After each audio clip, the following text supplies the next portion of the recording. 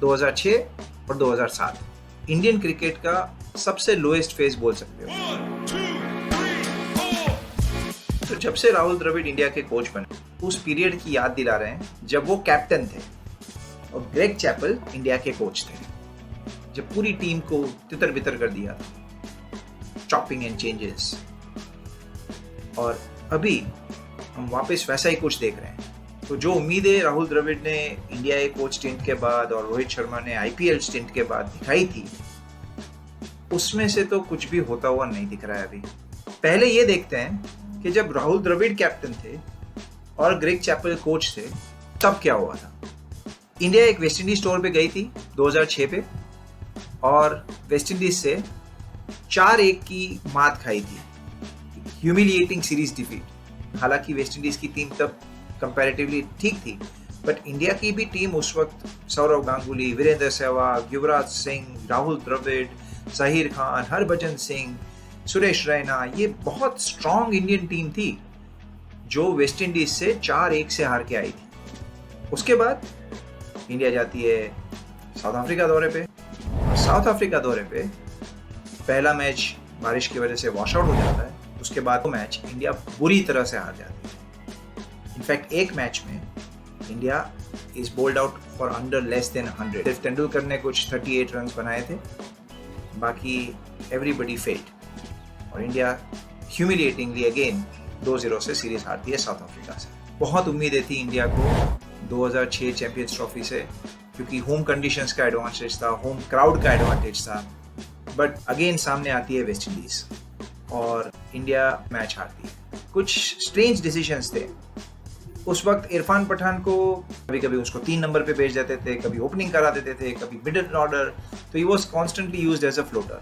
दूसरे मैच में ऑस्ट्रेलिया के सामने इंडिया फिर से हारती है। इंडिया युवराज सिंह को टीम से ड्रॉप करती है, आरपी सिंह को भी ड्रॉप करते हैं। 3 से 4 चेंजेस बनते हैं नेक्स्ट प्लेइंग 11 में। इंडिया कैसे भी करके वीरेंद्र सहवाग के अच्छे स्टार्ट की बदौलत और अगेन राहुल द्रविड़ की 50 के साथ 249 रन बनाती है और ऑस्ट्रेलिया उसको बड़ी आसानी से 3-4 ओवर बचते ही खत्म कर लेती है। और इस हार के साथ नॉकआउट स्टेजेस से भी पहले इंडिया चैंपियंस ट्रॉफी 2006 से बाहर हो जाती है। ये हमारे सामने 2006 के चैंपियंस ट्रॉफी का स्क्वाड है और 2007 का वर्ल्ड कप का स्क्वाड है। 2006 चैंपियंस ट्रॉफी खेली गई थी अक्टूबर 2006 में और वर्ल्ड कप था फरवरी-मार्च के आसपास वेस्ट इंडीज में। सिर्फ 6-8 महीने का डिफरेंस था दोनों के बीच में। पर अगर आप स्क्वाड देखो तो सौरव गांगुली, रॉबिन उथप्पा, दिनेश कार्तिक, अनिल कुंबले और जहीर खान, ये 5 नाम ऐसे थे जो चैंपियंस ट्रॉफी तक इंडिया के स्क्वाड में नहीं थे और वर्ल्ड कप आते आते ये 5 प्लेयर्स टीम इंडिया के स्क्वाड में आ गए थे। तो ये इतनी बड़ी चेंजेस हुए between 6 months between 2 major ICC events. फिर आता है 2007 का वर्ल्ड कप वेस्ट इंडीज में और इस बार नई ग्रुप स्टेज 4-4 टीमों का ग्रुप बनाया था आईसीसी ने। एक नया एक्सपेरिमेंट किया था। इंडिया भी एक्सपेरिमेंट कर रहा था।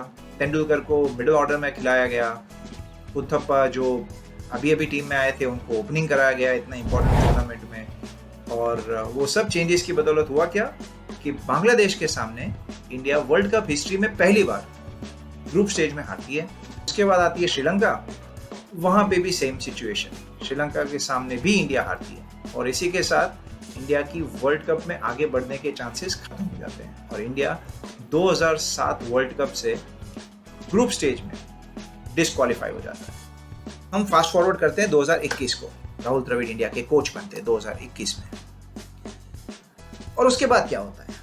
उसके बाद उम्मीदें तो बहुत थी, बट बांग्लादेश जैसी टीम के सामने बांग्लादेश जाके 7 सालों में पहली बार इंडिया उनके सामने सीरीज हार जाती है।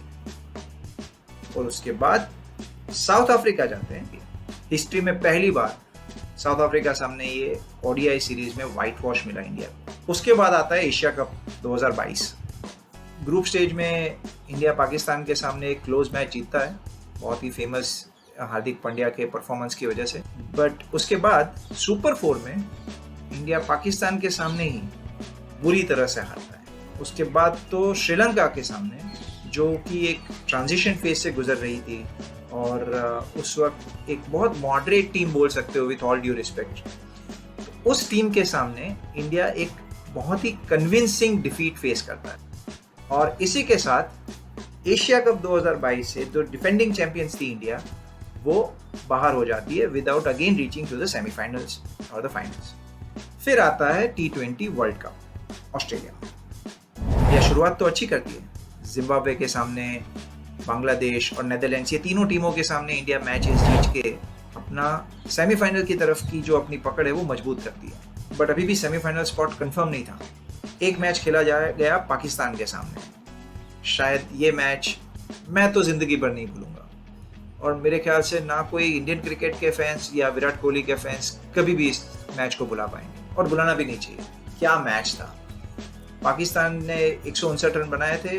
इंडिया चेजिंग के टाइम पे कुछ 3-4 विकेट जल्दी खोए थे इंडिया ने। सिर्फ विराट कोहली के ऊपर सारी उम्मीदें टिकी थी, और क्या खेले थे विराट कोहली!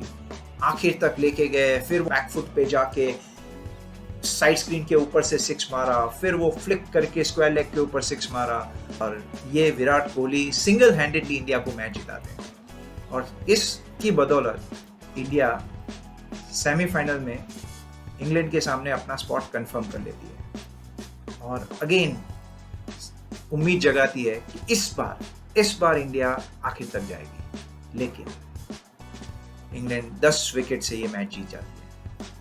अभी हम अगर देखें तो ये जो बांग्लादेश के सामने हारना, वेस्ट इंडीज के सामने हारना, रिसेंटली जो वेस्ट इंडीज के सामने भी T20 सीरीज हारे हैं, साउथ अफ्रीका सामने हारना, मल्टीनेशनल टूर्नामेंट्स, एशिया कप या ICC इवेंट्स में ये बिलो ऑर्डिनरी परफॉर्मेंसेस, ये बहुत ही रिफ्लेक्टिव लग रहा था।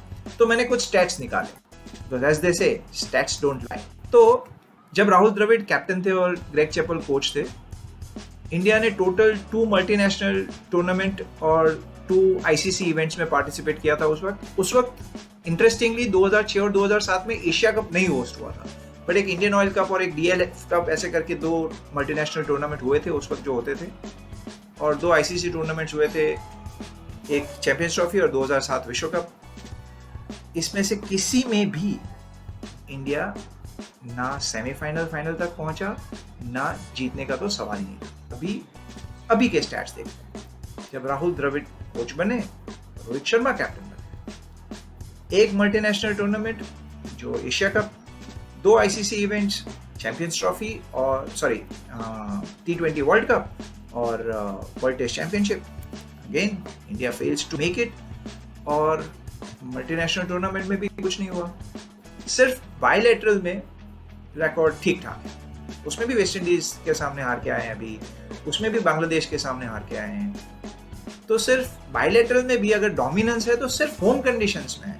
अभी 2023 का वर्ल्ड कप आ रहा है, क्या लगता है आपको, क्या ये जोड़ी इंडिया को 2023 के वर्ल्ड कप में आखिर तक ले जा सकती है? अपना व्यू बताइए हमें कमेंट सेक्शन में। और अगर इंडिया वेस्ट इंडीज सीरीज के बारे में डिटेल रिव्यू देखना है तो आप देख सकते हैं हमारे इसके स्पेशल एपिसोड में।